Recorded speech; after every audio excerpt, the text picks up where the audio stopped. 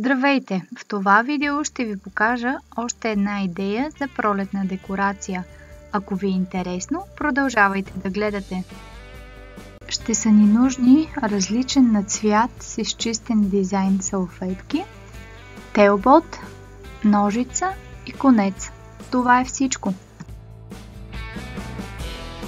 Започваме като отворим салфетката и я разделим на две половини, след което разтваряме получилите се половини и ги слагаме една върху друга. И започваме да прегъваме салфетката ето по този начин.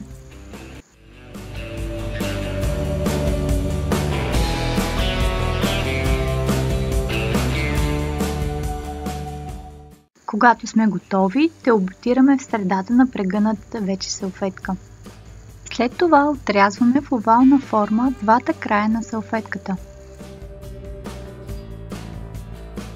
След което започваме да отделяме от всяка страна на салфетката всеки от пластовете й, като внимаваме да не дърпаме прекалено силно, за да не я скъсаме.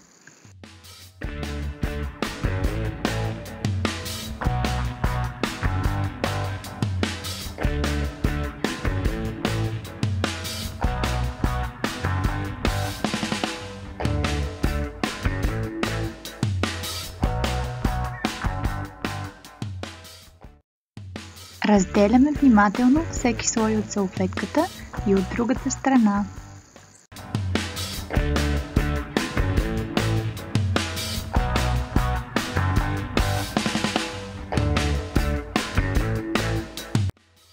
И така, нашето цвете помпон е готово.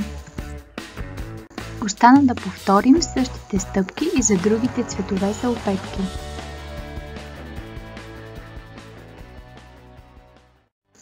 След като сме готови с необходимият брой цветя, взимаме конеца и завръзваме всеки от помпоните, за да може да го окачим и да направим нашата пролетна украса.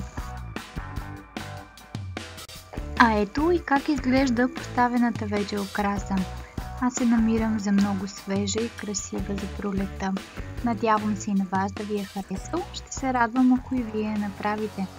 Целувки и до скоро!